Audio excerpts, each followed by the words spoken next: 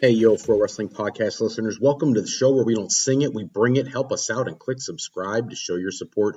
Are you sick and tired of dropping $60 to $100 for the latest and greatest wrestling video game? Stop immediately and go to Wrestler Unstoppable, available exclusively through Facebook. Create a wrestler, sign contracts, get involved in storylines, headline pay-per-views, even build your own corporation, all included in Wrestler Unstoppable, available now, totally free to all Facebook users. If you want to become a member of the Pro Wrestling Podcast and you want your name and shout-outs, check out our Patreon page at patreon.com/Pro Wrestling Podcast. Sign up today. Our loyalty rewards program is in effect. $15 contributors get to co-host an episode of one of our live shows, and our $7.50 a month contributors get entered into a drawing to also co-host a live episode. Hello, everybody, and welcome to this episode of the Pro Wrestling Podcast. If you have questions, maybe a comment, make sure you give us a shout at the Pro Wrestling Sound Off line at 267-642-1160 and give us your questions or comments so we can get to those in a future episode.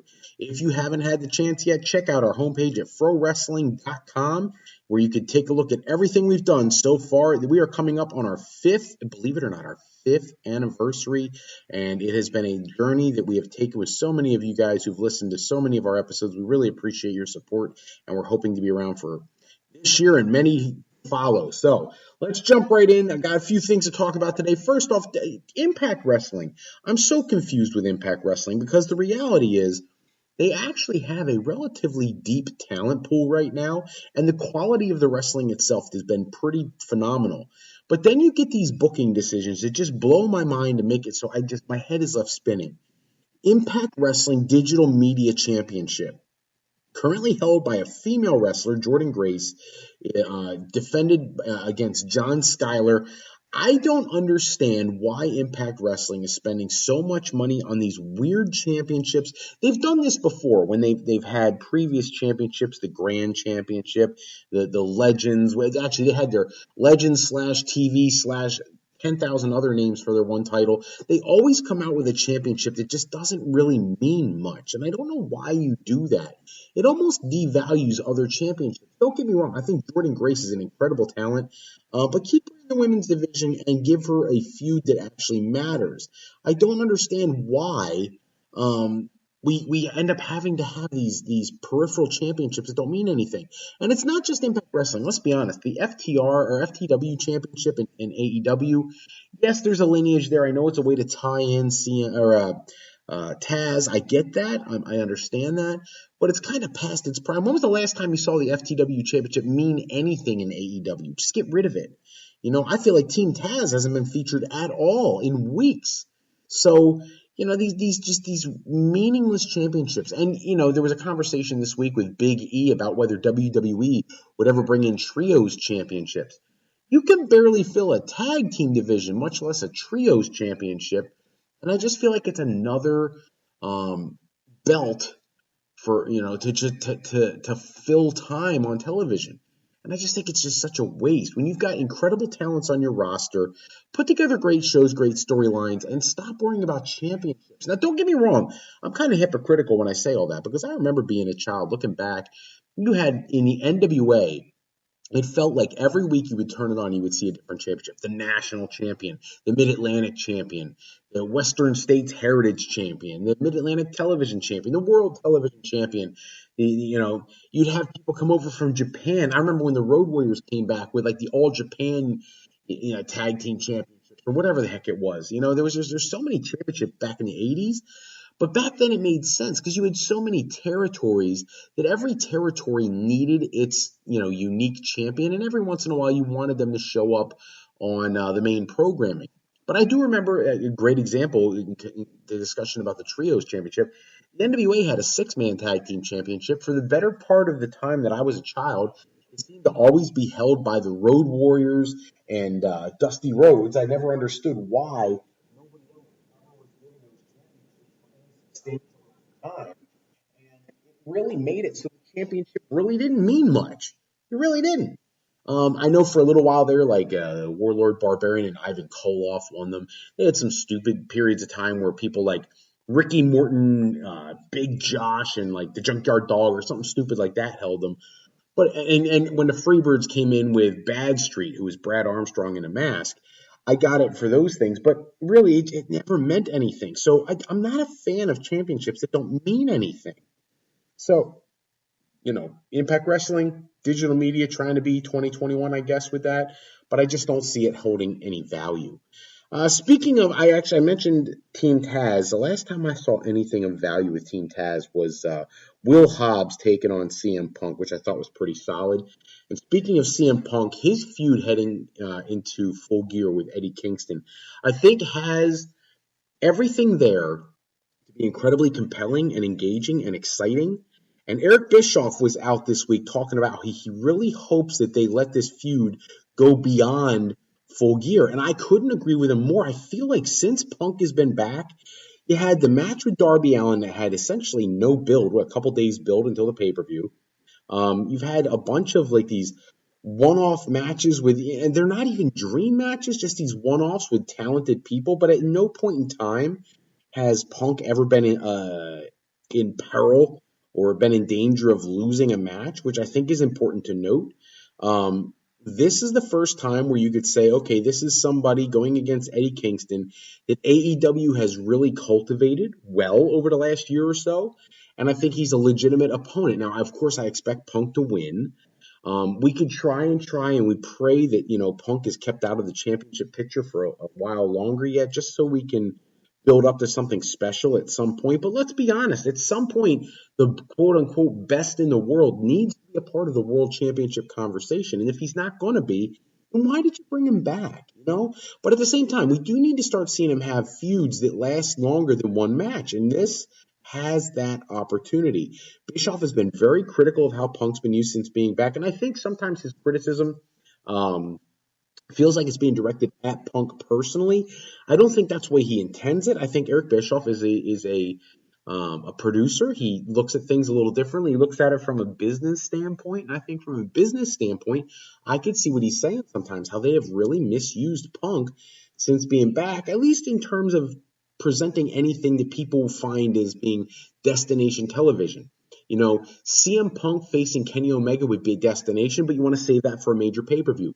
Punk versus Bryan, another pay-per-view level match. I get not putting those matches out there. At some point, I'd like to see Punk and Adam Cole or Punk and Adam Page. But you notice how the list keeps growing. Punk and just about anybody there has never been done. I love that we did the Will Hobbs. That's one that we've never thought about. But how about Brian Cage, speaking of Team Taz and former members? What about Punk and MJF? What about Punk and, pick it. It doesn't matter. Almost anybody on the card, even somebody like Jungle Boy, Orange Cassidy. There's so many opponents for Punk that we don't have to keep putting him against, the rookies and the uber young guys. Like we could still put him in with some established talent and really draw an audience bigger than what it's been doing so far. And this Eddie Kingston opportunity really, I know if you look at the odds, and we're going to talk about the odds in a few seconds. If you look at the odds for Full Gear, Punk is like the odds-on favorite to win his match against Eddie Kingston. And I get it. I expect the same thing. But that being said, I don't know that I necessarily want to see that. I almost wish they would have Eddie Kingston go over. Not because I think he's a better wrestler or anything of that sort. I just think at this point you're making Punk look unbeatable because he's facing nobody that matters. Speaking of the odds are out for betting on Full Gear right now. We'll take a look at the card, top to bottom. First off, the Inner Circle versus the Men of the Year and American Top Team in a Minneapolis street fight. The Inner Circle, the odds-on favorites right now are minus 250 to American Top Team's plus 170. I'm not surprised there. I think you can't keep squashing the Inner Circle. It's like you're burying half your roster by doing that.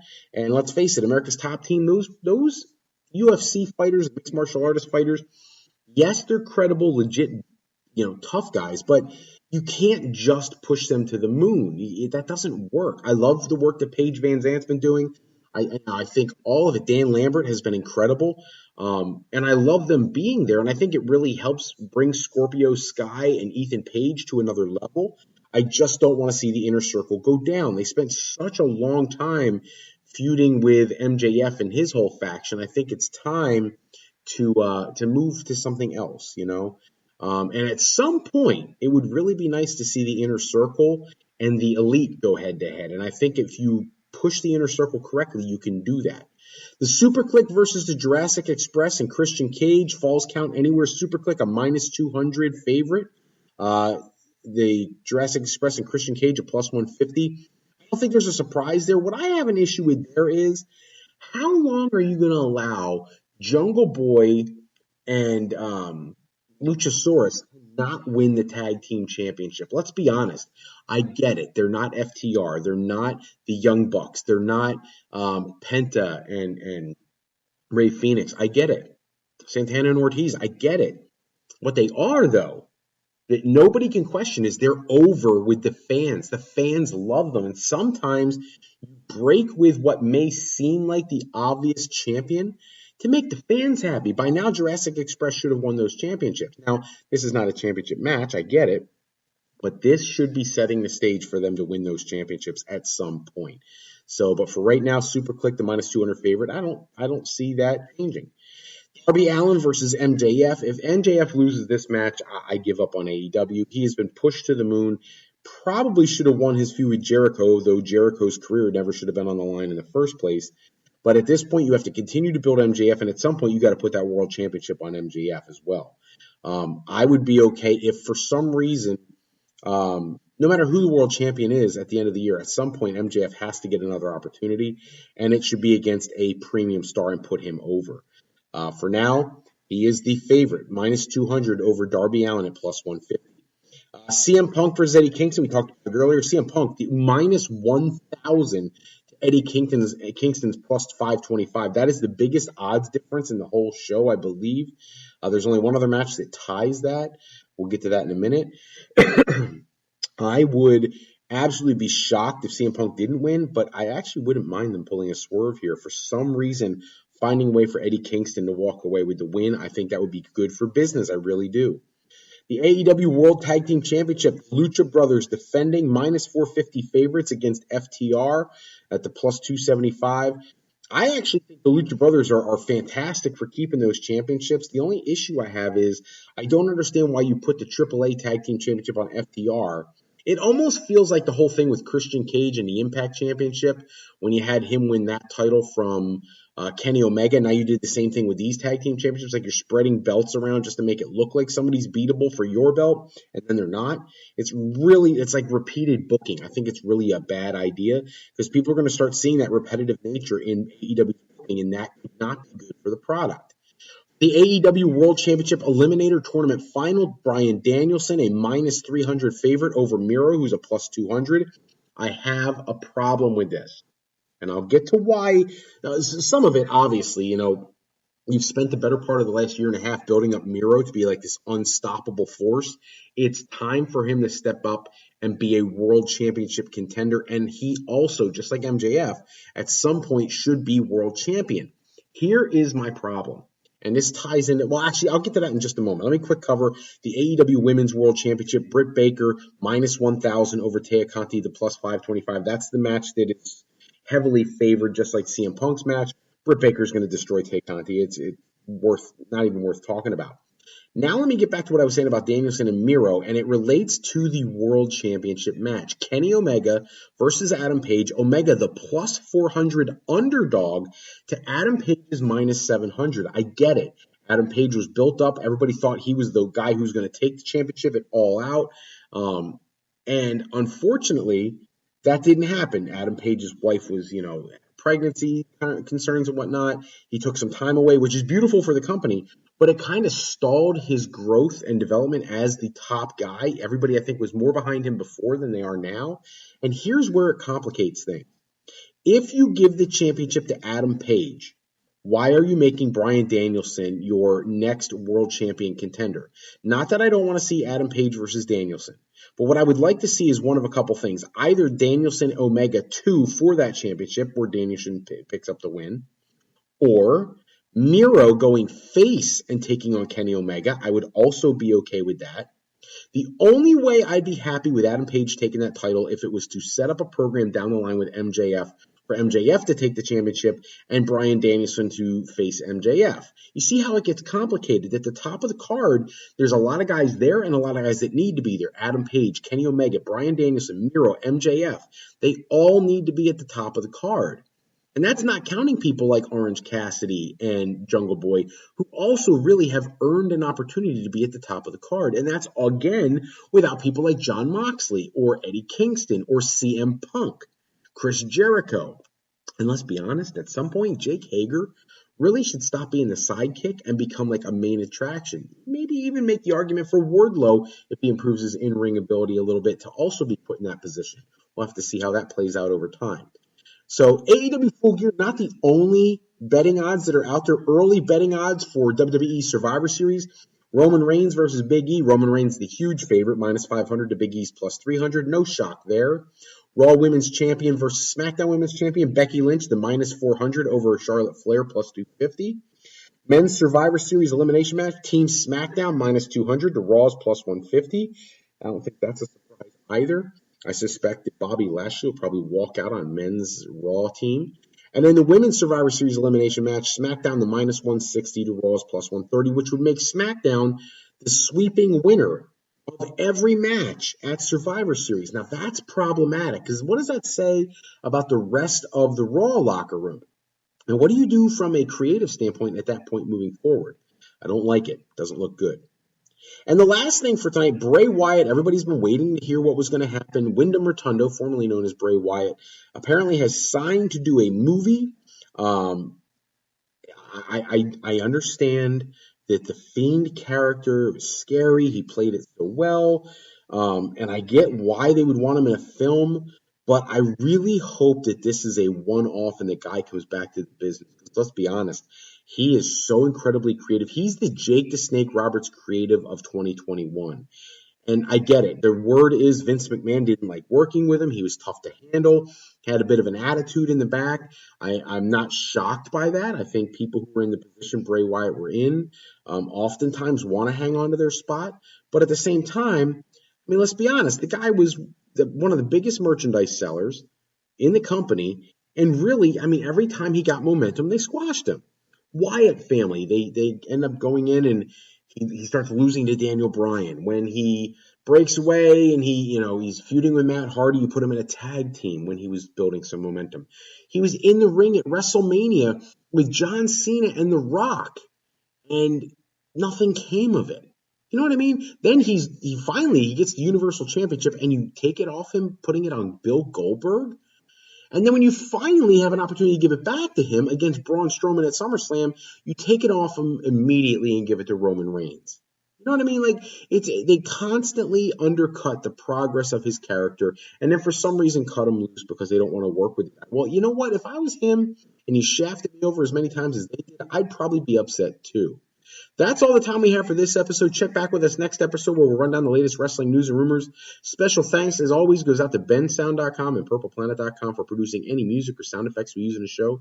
Today's show is sponsored in part by Beazle Games. Bringing a new friend to family game night is easy with sketchy people. Showcase your artistic side in this game from Beazle Games by going to frowrestling.com and clicking the icon in the middle of the screen to pick up your copy today. If you're looking for your next career move, you're maybe thinking about college, university life, or maybe you just need some advice for your next career decision, go to our sister webpage at frolifeplanning.com for all your higher education needs, as Fro Life Educational Planning is for today, for tomorrow, and for life with Fro Life. I'm Dr. Froelich, better known as Dr. Fro. Thank you so much for taking a few moments with us today. Until next time, take care and have a great night.